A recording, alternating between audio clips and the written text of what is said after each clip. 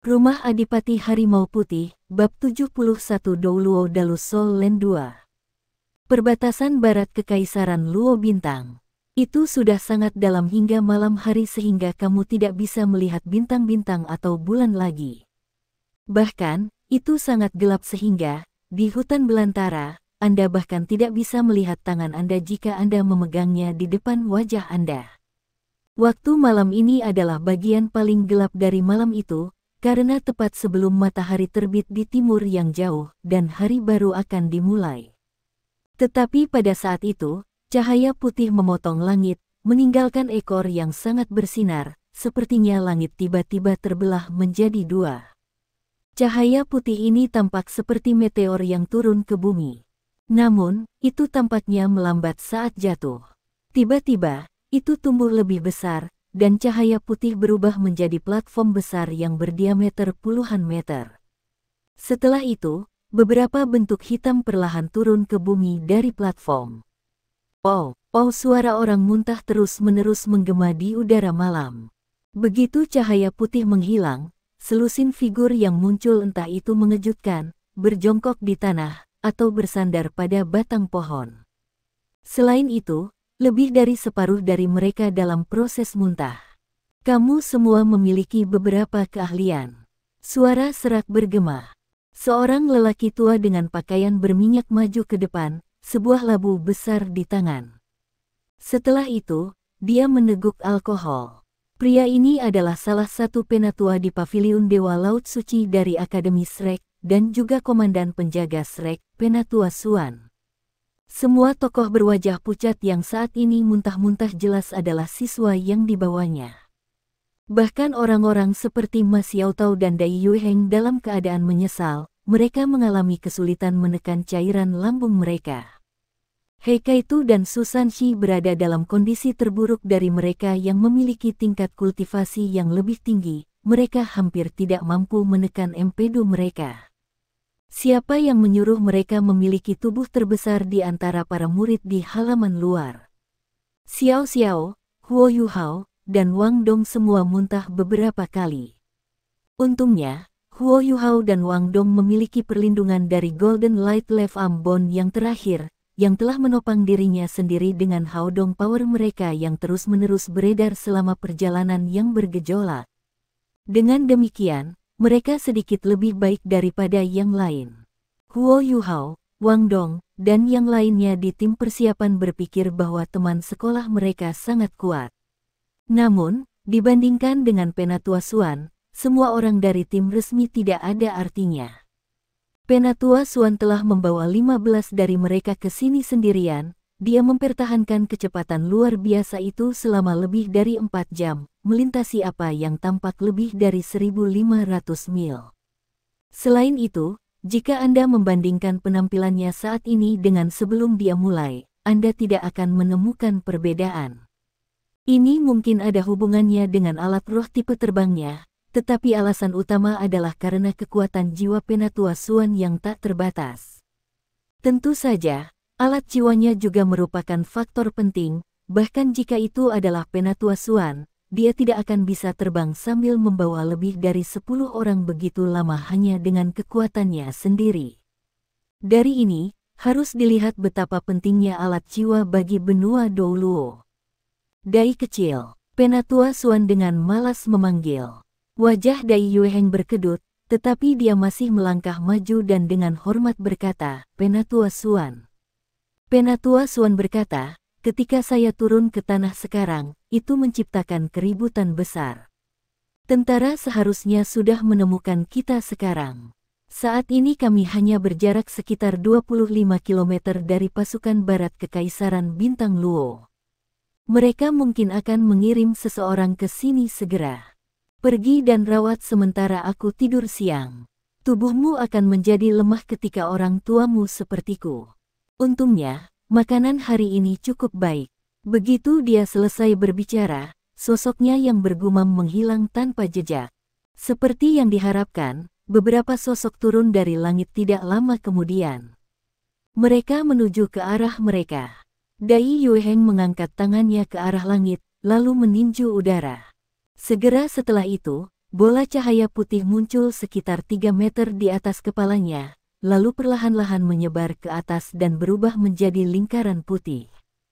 Sosok-sosok yang turun dari langit segera mengunci posisi mereka, dan total 30 orang yang mengenakan baju kulit hitam ketat mendarat di tanah. Alat jiwa tipe terbang yang mereka kenakan juga berwarna hitam, meskipun mereka sedikit berbeda dari yang kelompok Shrek sebelumnya terima dari tentara. Kualitas mereka tampaknya sebanding dengan yang diproduksi oleh Hekaitu. Ketika mereka sampai di tanah, mereka dengan cepat mengelilingi kelompok Shrek. Pemimpin mereka, seorang lelaki tua dengan ekspresi dingin, kemudian melangkah maju. Siapa kamu dan mengapa kamu menggunakan alat jiwa tipe terbang untuk mendekati pasukan kita? Setelah dia mengatakan ini, orang tua dan tentara semua melepaskan jiwa bela diri mereka. Daerah sekitarnya langsung menyala dari pancaran cincin jiwa mereka yang mempesona.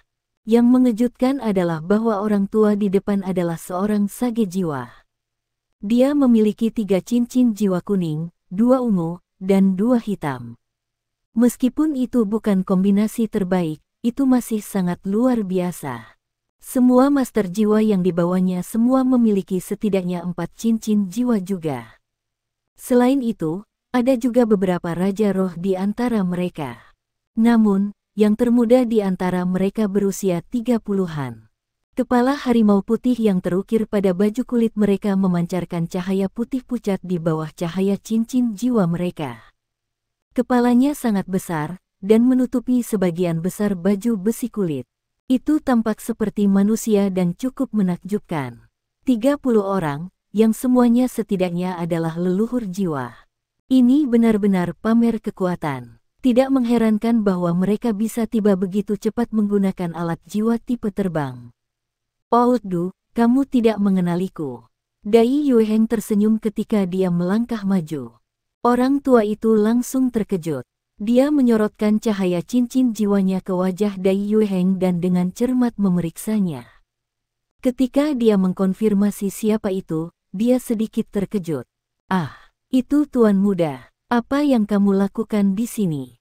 Dan siapa orang-orang ini? Mereka juga siswa Akademi Shrek. Dai Yueheng menjawab dengan senyum tipis, aku mengirim surat kepada ayah sebelumnya. Apakah dia ada di sini sekarang? Orang tua di depan rumah Dai Yueheng adalah anggota Istana Adipati Harimau Putih yang dikenal sebagai Dulaisi. Dia menemani Duke Harimau Putih melalui beberapa bidang yang berbeda, dan telah memperoleh prestasi luar biasa. Selain kekuatan besarnya, ia juga memiliki gelar Viscount di Star Luo Empire. Alasan dia menyebut Dai Yueheng tuan muda daripada bangsawan muda adalah karena aturan ketat keluarga Dai. Agar seseorang dapat mewarisi gelar adipati, mereka harus menjadi yang paling menonjol dari semua putra konsekuen duke. Karena itu, meskipun sudah dewasa, Dai Yueheng masih perlu mengandalkan kemampuannya sendiri untuk mewarisi gelar. Ini juga mengapa 2 putra lainnya dari keluarga Dai berusaha sangat keras untuk menjadi lebih kuat, karena mereka adalah satu-satunya 2 putra dari istri utama duke. Adapun anak-anak gundik, hanya Huo Yuhao yang ada. Namun, pada titik ini, bahkan Duke Harimau Putih sendiri pasti sudah melupakannya. Dulaisi mengangkat tangannya, setelah itu semua prajurit menarik jiwa bela diri mereka. Saya melihat, komandan harus berada di kamp militer. Dia seharusnya sudah bangun untuk latihan paginya. Saya akan memimpin Anda dan teman Anda kepadanya.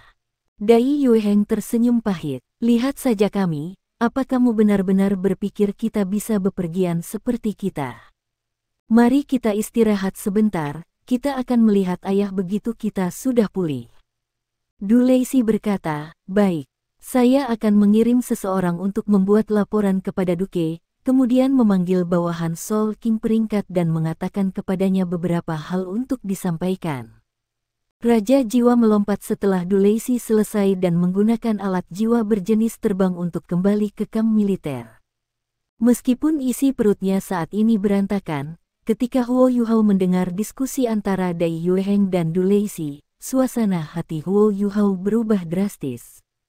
Wajah pucatnya menjadi merah karena kegembiraan yang dia rasakan. Dia tidak membayangkan bahwa dia akan bisa bertemu orang itu sementara berpartisipasi dalam turnamen Akademi Master Elite Benua Jiwa. Apakah dia benar-benar dapat melihatnya? Setengah dari hidupnya berasal dari pria ini. Namun, sejak hari ia dilahirkan, ia belum pernah melihat ayah ini. Ingatan Huo Yuhao tentang dirinya terdiri dari satu gambar. Itu adalah gambar dirinya yang digunakan ibunya untuk menggambar di tanah dengan dahan pohon. Ketika dia punya, mata ibunya akan menjadi penuh kelembutan dan pengabdian. Huo Yuhao ingat ibunya mengatakan bahwa fakta bahwa dia bisa tinggal bersamanya dan melahirkan putranya adalah hal terbaik yang pernah terjadi dalam hidupnya. Dia tidak akan menyesali tindakannya, bahkan jika dia tidak pernah bisa melihatnya lagi. Apakah dia benar-benar orang yang hebat? Huo Yuhao mengepalkan tangannya begitu erat sehingga kukunya meninggalkan bekas yang dalam di telapak tangannya. Apakah dia akan mengenali Anda? Wang Dong berbisik lembut ke telinga Huo Yuhao. Hanya dia yang mengetahui rahasia latar belakang Huo Yuhao.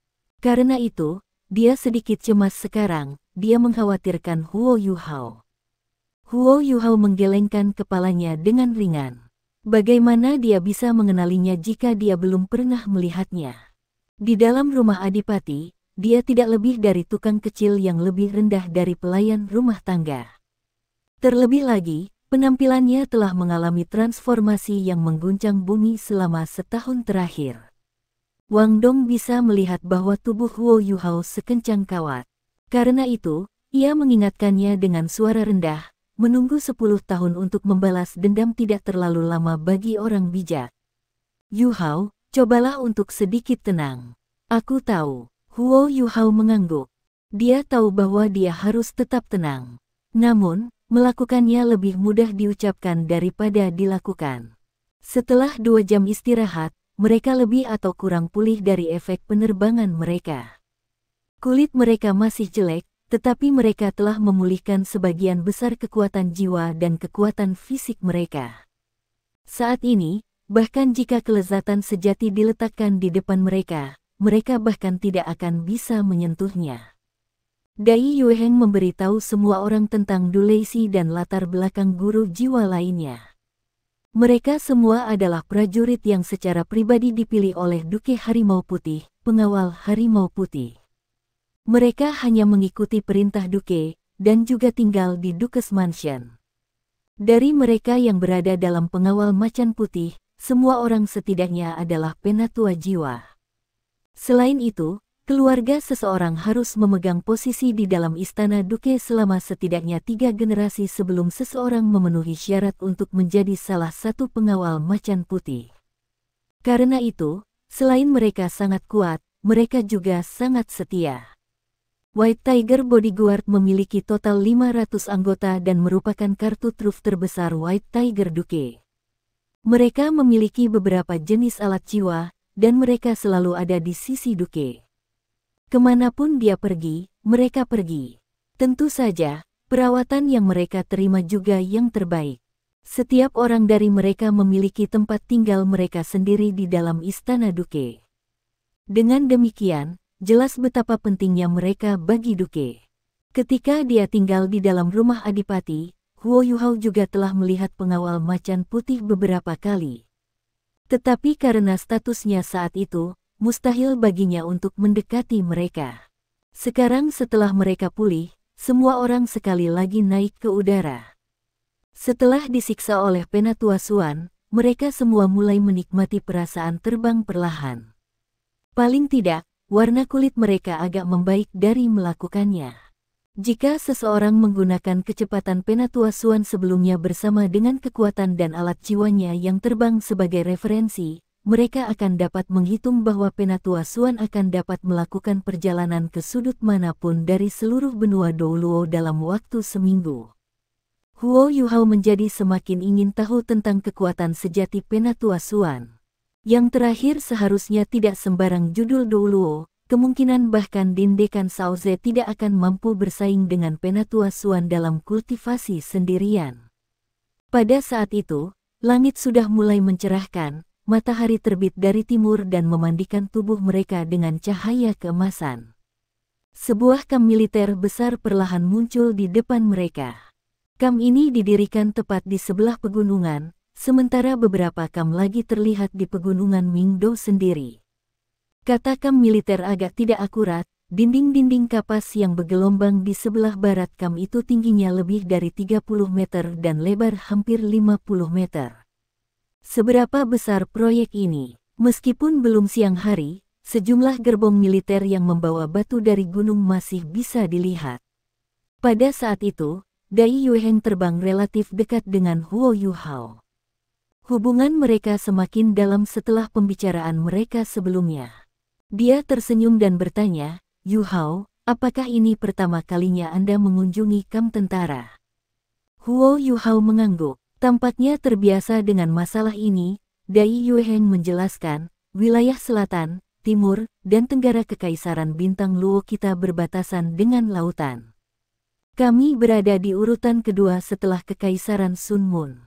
Tentara kami terdiri dari 2 subtentara, Tentara Timur dan Tentara Utara. Dari jumlah tersebut, Tentara Timur adalah yang paling penting, karena harus menjaga terhadap Kekaisaran Sun Mun. Total kekuatan militernya sekitar 500.000. Pegunungan Mingdo memiliki medan yang berbahaya dan terus berubah, menjadikannya sangat sulit bagi pasukan untuk bergerak.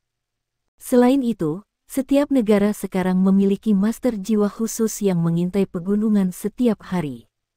Baik Kekaisaran Sun Mun dan Kekaisaran kita menempatkan pasukan kita di bagian dataran rendah yang relatif menguntungkan bagi mereka, yang hanya ada 3 di seluruh pegunungan. Pegunungan itu sendiri menyebar ke arah selatan, dan menempati hampir 2/3 dari perbatasan. Sepertiga lainnya adalah hutan yang mengandung binatang buas yang ukurannya sekitar setengah dari Great Stardo Forest. Hutan ini dikenal sebagai hutan Great Mingdo, dan merupakan daerah yang dihuni oleh berbagai binatang buas.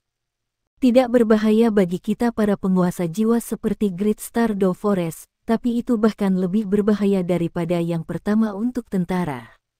Hal ini disebabkan oleh kenyataan bahwa jiwa binatang buas di sana bahkan lebih agresif daripada yang ada di hutan Great Stardo. Karena ini, kami menempatkan pasukan kami di bagian dataran rendah pegunungan Mingdo yang relatif rendah. Oh iya, Yuhao, aku belum menanyakan ini padamu, tapi dari mana asalmu? Huo Yuhao awalnya agak tenang ketika dia mendengar penjelasan Dai Yueheng, tetapi ekspresinya berubah lagi ketika dia mendengar pertanyaan ini. Dia menundukkan kepalanya dan berkata, "Saya juga warga Kekaisaran Bintang Luo." "Oh, bagian mana dari Kekaisaran Bintang Luo?" "Saya tidak berpikir bahwa kita akan menjadi sesama warga negara." Senyuman di wajah Dai Yueheng semakin besar. "Sebuah desa kecil dekat kota Bintang Luo," Huo Yuhao menjawab. "Saya yakin Anda tidak akan pernah mendengarnya." Dai Yueheng terkekeh. "Bahkan lebih baik, bukan hanya kami sesama warga, kami bahkan berasal dari daerah yang sama. Saya juga dibesarkan di dekat kota Bintang Luo." Ketika keduanya berbicara satu sama lain, mereka tiba di kamp tentara. Namun, pengawal macan putih yang memimpin jalan tidak turun. Du Leixi, yang memimpin bungkusan itu, mengangkat tangan kanannya dan melepaskan sesuatu yang mirip dengan suar yang melepaskan serangkaian cahaya warna-warni. Setelah itu mereka terus maju tanpa terhalang. Namun, Huo Yuhao dapat mengatakan dengan ketajaman visualnya bahwa sejumlah besar benteng pertahanan segera bereaksi ketika mereka mendekati barat. Suasana yang suram tampaknya telah menyelimuti seluruh kamp. Meskipun masih pagi, sejumlah besar tentara sudah memulai latihan-latihan mereka. Bukan saja mereka tertib, tetapi mereka juga mengeluarkan udara yang menakjubkan. Mereka tampak seperti sekawanan singa berdarah besi. Tentara Timur memiliki pasukan paling elit dalam Kekaisaran Luo Star, kata Dai Yueheng dengan bangga. 100.000 pria dari Legiun Tengah yang kau lihat di depan kita adalah elit di antara para elit. Meskipun Huo Yuhao belum pernah melihat ayah kandungnya sebelumnya, dia masih agak sadar akan pekerjaan batin dari pangkat putih macan putih. Sebagai marsal dari kekaisaran, Duke Macan Putih memerintahkan Angkatan Darat Timur. Pada saat yang sama, ia juga komandan legiun dari Legiun Pusat Angkatan Darat Timur. Jumlah kepercayaan yang dimiliki keluarga kekaisaran Star Luo Empire dalam dirinya dapat dilihat dari ini. Seharusnya, 100.000 orang di Legiun Tengah cukup untuk menyaingi kekuatan pertempuran gabungan dari semua prajurit lain di Kekaisaran Luo Star. Meskipun ini agak berlebihan, kekuatan Legiun Pusat dapat dilihat dengan jelas dengan sekali lirikan. Mereka terbang melewati satu barak demi barak. Begitu mereka terbang selama hampir 15 menit lebih, tenda kulit besar muncul di bidang penglihatan mereka. Tenda kulit ini jauh lebih besar dari tenda tentara lainnya. Selain itu, bentuknya heksagonal, dan seluruhnya terbuat dari kulit coklat gelap. Tidak ada banyak penjaga di sekitarnya. Hanya 2 regu pengawal macan putih, yang masing-masing berjumlah sekitar 30, berpatroli di sekeliling. Tatapan Huo Yuhao dengan cepat mendarat di satu orang yang berdiri di depan tenda besar. Meskipun sosok mereka agak tidak jelas, dia masih bisa merasakan tekanan mengejutkan dari mereka. Itu adalah semacam tekanan tirani yang datang dari kombinasi kultivasi yang kuat dan aura pembantaian. Orang itu tampaknya melatih tinjunya, meskipun dia belum melepaskan jiwa bela dirinya. Gerakannya sederhana dan ringkas, namun ledakan udara teredam akan muncul setiap kali dia menekan keluar. Du Leixi, yang terbang di depan, melambat, lalu turun bersama semua orang di belakangnya. Mereka mulai merasakan fluktuasi keras di udara ketika mereka berada 100 atau meter di udara. Huo Yuhao memfokuskan pandangannya dan bisa melihat dengan jelas pria di depan mereka. Dia saat ini menghadap ke arah mereka, rambut emasnya berkibar bebas di angin. Bagian atas tubuhnya telanjang, yang memperlihatkan otot-ototnya yang kasar dan berwarna tembaga. Sosoknya yang tinggi-tingginya hampir 2 meter, dan orang bisa melihat betapa teguhnya wajahnya yang dipahat dari samping. Gerakannya yang tampaknya lambat memiliki tempo yang sangat alami dan mengalir ke mereka. Setiap langkah yang diambilnya dan setiap pukulan yang dilepaskannya diikuti oleh ledakan udara yang teredam. Undulasi yang berani dari ki dan darah yang dilepaskannya telah mencapai puncak, yang pada gilirannya menyebabkan Huo Yuhao merasakan darahnya sedikit bergolak saat dia terus menatap. Lelaki itu perlahan menarik tinjunya, lalu berdiri tegak seolah dia merasakan kedatangan mereka. Dia menghembuskan napas, menghirup dalam-dalam, lalu melepaskan raungan seperti singa. Angin ribut langsung meletus dalam beberapa ratus meter di sekitar tenda kulit. Itu benar-benar menyerupai keturunan singa yang sebenarnya. Aura keras yang datang darinya menyebabkan setiap murid Shrek Academy merasakan rambut mereka berdiri tegak.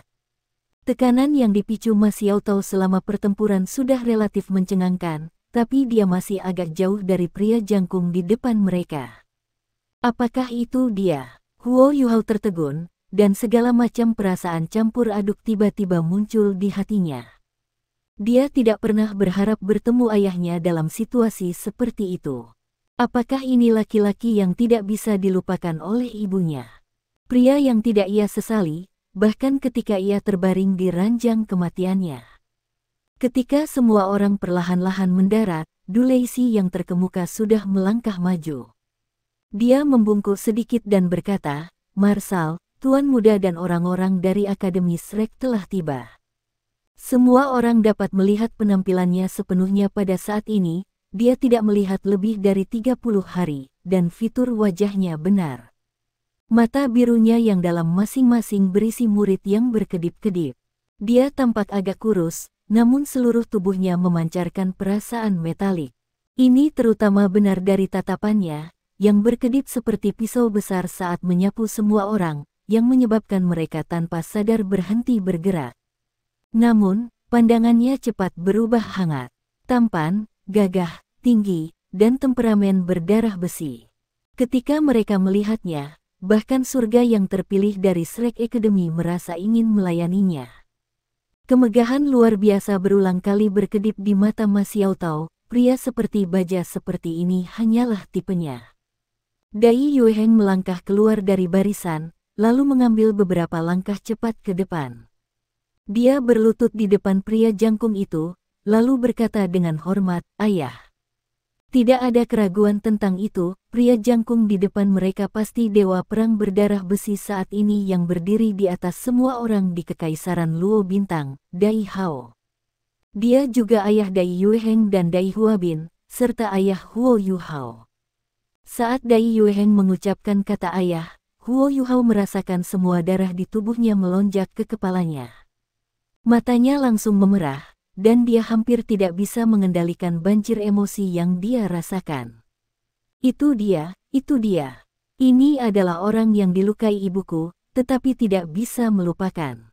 Dia adalah ayah yang belum pernah saya lihat sebelumnya. Itu benar-benar dia. Wajah tersenyum ibunya langsung memenuhi setiap sudut laut spiritual Huo Yuhao, dan dia hampir mulai menangis. Wang Dong diam-diam melangkah ke samping, menghalangi Huo Yuhao dari pandangan. Pada saat yang sama, dia mengulurkan tangan kanannya, berencana untuk menenangkannya dengan meraih lengan bajunya.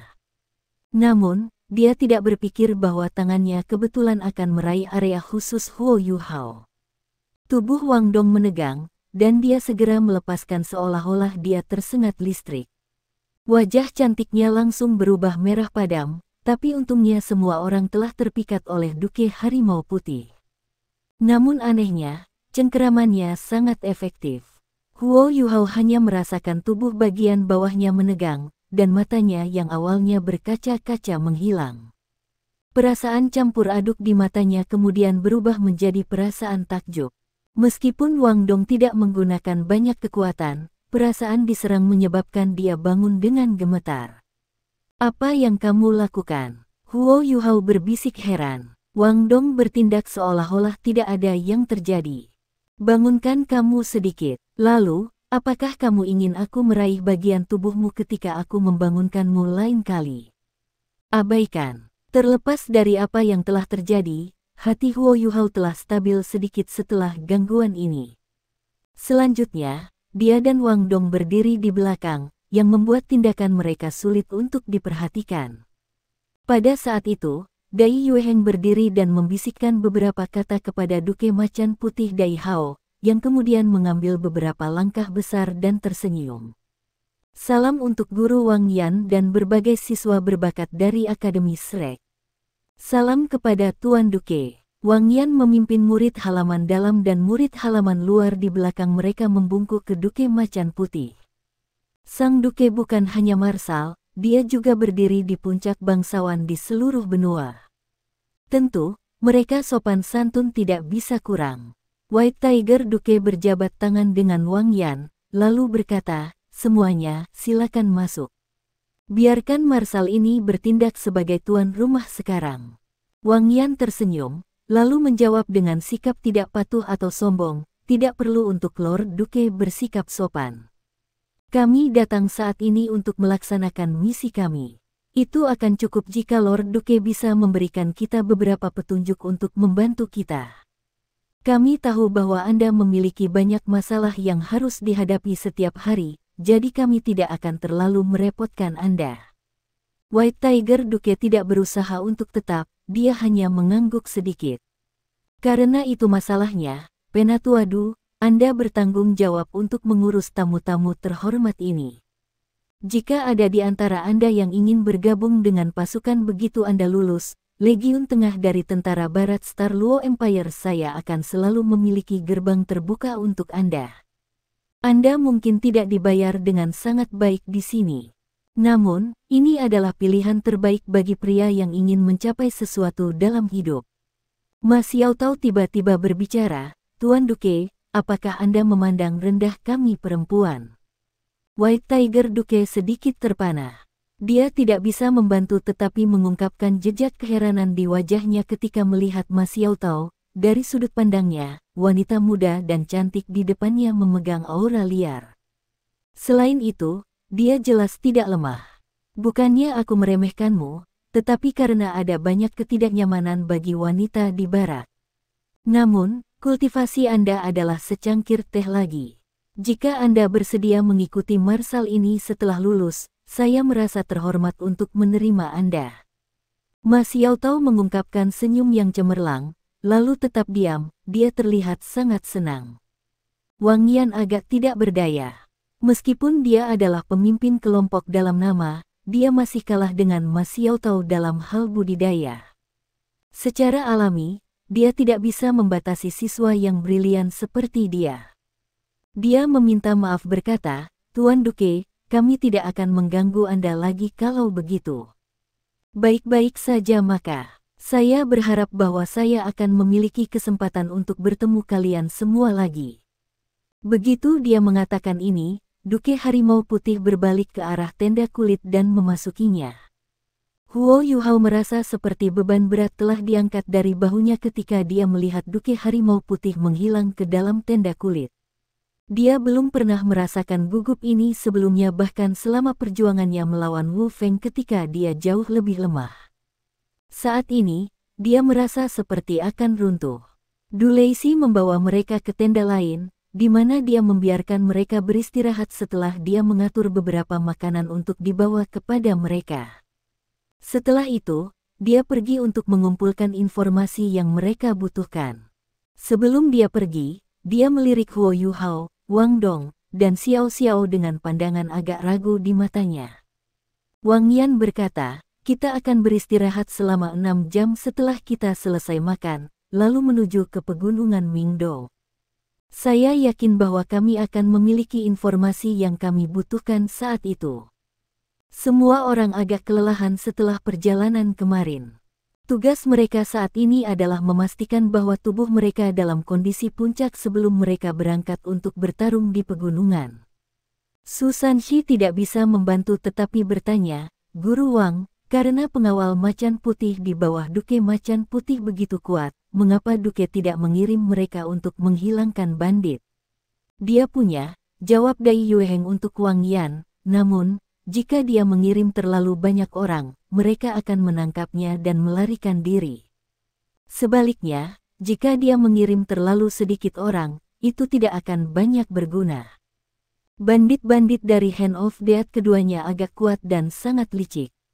Mereka bahkan mungkin memiliki beberapa mata-mata yang ditanam di dalam tentara. Ayah telah mengirim beberapa orang di masa lalu untuk melenyapkan mereka, namun mereka semua telah kembali tanpa hasil dan banyak kerugian. Daerah di mana bandit telah menempatkan diri mereka adalah bagian yang sangat sensitif dari perbatasan, sehingga Legiun Tengah hanya bisa bertahan diam-diam untuk mencegah perang yang tidak perlu. Sebagai siswa Akademi Shrek, kami berbeda, kami tidak dibatasi oleh negara manapun. Karena itu, kita harus memastikan untuk memusnahkan mereka kali ini. Begitu mereka selesai makan, semua orang segera mulai bermeditasi dan memulihkan diri. Ini sudah merupakan tugas yang biasa bagi para murid halaman batin, sementara Bei Bei, Su Sanxi, He Kaitu, dan Jiang Nanan relatif lebih tua, sehingga mereka dapat mengambil semuanya dengan lebih cepat. Namun, trio Huo Yuhao baru berusia 12 tahun. Tugas ini benar-benar agak terlalu dini bagi mereka. Dari sudut pandang lain, mereka hanya anak-anak. Namun, masalah ini telah diputuskan oleh Penatua Xuan, dan tidak ada yang hadir dapat mengubah itu. Wang Yan jelas mengerti bahwa Penatua Xuan tidak melakukan ini untuk memungkinkan tim persiapan berpartisipasi langsung dalam pembantaian. Sebaliknya, dia ingin mereka mengalami seperti apa misi itu dari tangan pertama, dan mempercepat pertumbuhan kedewasaan mental mereka. Tidak peduli seberapa bagus tes akademi dan pelatihan pertarungan langsung, itu masih sebanding dengan peningkatan yang diperoleh dari pertempuran nyata dalam situasi seperti ini. Pada kenyataannya, para pejuang utama dalam misi ini adalah 7 orang dari halaman dalam. Penatua Xuan tidak memasuki barak mereka, karena dia tidak mau mementingkan dirinya sendiri dengan pejabat pemerintah. Dengan kekuatan dan statusnya, dia sendiri yang bisa mewakili Akademi Shrek. Namun, seorang lelaki tua seperti dia tidak akan pernah kehilangan jejak murid-muridnya. Lebih jauh, dia yakin bahwa dia bisa membawa anak-anak muda ini melalui pertempuran jika perlu. Setelah 6 jam meditasi, kelelahan semua orang hilang.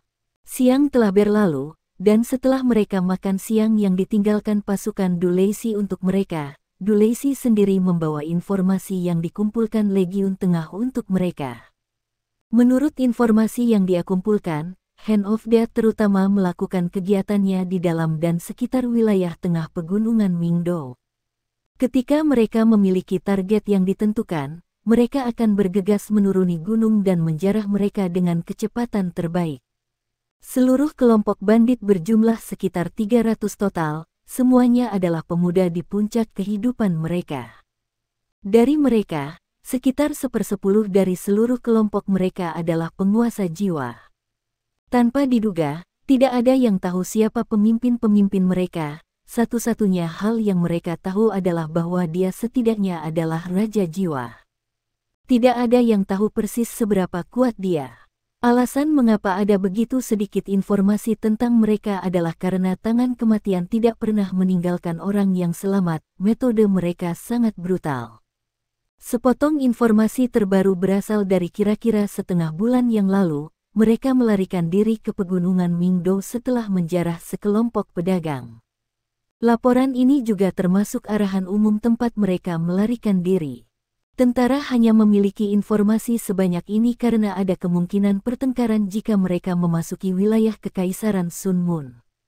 Dengan demikian, tentara Barat tidak bisa membantu mereka sama sekali, sejauh mereka bahkan tidak bisa membawa alat jiwa tipe terbang yang telah mereka pinjamkan ke pegunungan. Namun, waktu adalah esensi. Mereka masih harus berpartisipasi dalam turnamen duel jiwa akademi tingkat lanjut. Oleh karena itu, mereka segera berangkat begitu mereka mendapatkan peta. Pertama-tama mereka terbang ke pintu masuk ke pegunungan di bawah bimbingan pengawal Harimau Putih, lalu turun dan menyerahkan kembali alat jiwa berjenis terbang mereka.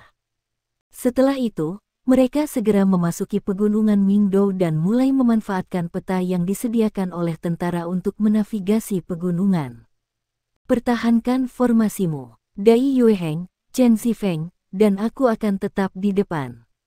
Master jiwa tipe kontrol dan tipe bantu akan tetap 10 meter di belakang kami. Huo Yuhao, kemarilah. Ikuti saya, dan pastikan untuk meningkatkan deteksi spiritual Anda. Bei Bei, Susanshi, kalian berdua tetap di belakang. Ayo berangkat. Orang yang mengirim perintah adalah pemimpin mereka, Ma Xiaotao.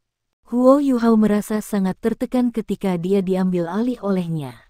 Dengan demikian, dia hanya bisa mengikuti perintahnya dan melepaskan berbagi deteksi spiritual. Keahlian omnipurpose-nya sekali lagi sangat membantu. Di medan yang rumit seperti hutan pegunungan, gambar 3 dimensi yang disediakan oleh deteksi spiritualnya adalah manfaat besar. Meskipun Huo Yuhao hanya bisa memperpanjangnya 10 meter darinya, 10 meter ini masih cukup untuk memungkinkan semua orang menikmati manfaatnya. Dengan trio Ma Xiaotao memimpin, mereka melakukan perjalanan ke depan dengan kecepatan yang sangat cepat. Efektivitas Soul Chasing Sword Chen Zifeng sangat jelas. Saat dia memegang pedangnya di depan mereka, semak-semak di depan mereka semua terpotong agak cepat. Dikombinasikan dengan kekuatan Dai Yueheng dan Ma Xiaotao, mereka dengan mudah dapat memotong jalan yang mulus melalui dedaunan di depan mereka. Mereka sudah menembus jauh ke dalam pegunungan Mingdo pada saat langit mulai redup. Ketika Wang Yan melihat bahwa langit mulai redup, dia mengingatkan Ma Xiaotao, mari kita semua beristirahat dan makan sesuatu. Ma Xiaotao mengangguk, semuanya, mari kita beristirahat di mana kita berada sekarang. Jangan menyalakan api, jadi kami tidak memperingatkan mereka secara tidak sengaja. Saya khawatir bahwa kami harus melanjutkan pencarian sepanjang malam. Para siswa duduk melingkar untuk beristirahat, tetapi guru Wang Yan tanpa suara pergi. Ma Xiaotao tidak memperhatikan fakta bahwa dia telah pergi. Sebaliknya, dia berbalik ke arah Dai Yueheng, yang berada di sebelahnya, dan berkata, Dai Yueheng, ayahmu agak tampan. Ketika ayahku masih muda, dia adalah bangsawan nomor 1 dari Kekaisaran Luo Bintang kita. Dai Yueheng dengan acuh tak acuh menjawab, itu bukan karena penampilannya, tetapi karena kemampuannya. Dia tidak masuk ke Akademi Shrek kami untuk belajar, melainkan mengikuti ayahnya ke medan perang pada usia 13 tahun.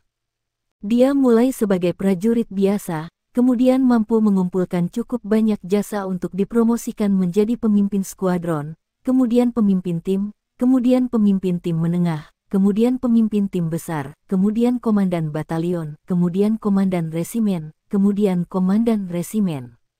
Sampai dia berhasil menjadi komandan legiun pada usia 23 tahun. Pada saat itu, tidak ada yang tahu dari mana asalnya. Setelah pertempuran besar, ayah saya mencapai prestasi luar biasa, dan dipanggil ke ibu kota kekaisaran untuk memegang jabatan.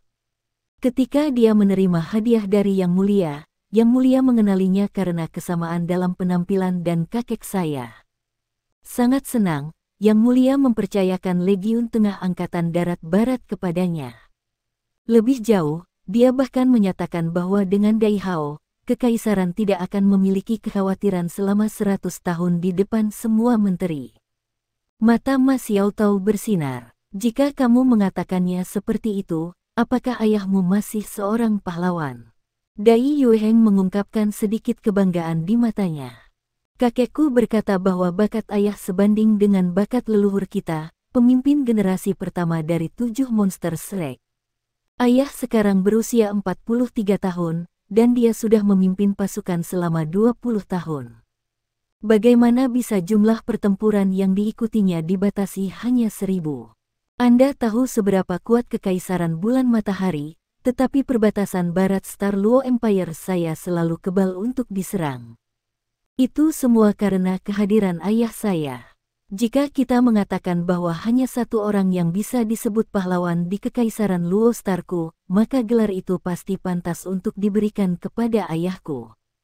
Mata Ma Xiaotao segera menjadi lebih cerah. Lalu berapa banyak istri yang dimiliki ayahmu? Dai Yueheng tertegun, dan tatapannya segera berubah agak aneh. Hanya ibuku. Di generasi kita, hanya ada saudara laki-laki saya Huabin dan saya. Ayah saya sangat disiplin dalam bidang perempuan. Dia selalu berkata jika seorang pria tidak bisa mengendalikan nafsunya terhadap wanita, dia tidak akan memiliki prestasi besar. Kenapa kamu bertanya? Ma Xiaotao menatapnya, tidak bisakah aku mengaguminya? Pria seperti ayahmu pasti pria sejati. Anda harus belajar darinya. Sebuah cahaya berkelip di mata Dai Yueheng. Setelah kami menyelesaikan tugas ini, aku akan menyelesaikan 30 misi Guardian. Setelah saya lulus dari akademi, saya akan masuk tentara. Namun, saya tidak akan tinggal di Angkatan Darat Barat, saya akan menuju ke utara, meskipun ada lebih sedikit perang di sana. Saya ingin mengikuti jalan yang sama dengan ayah saya ingin mengukir jalan saya sendiri, hanya mengandalkan diri saya sendiri.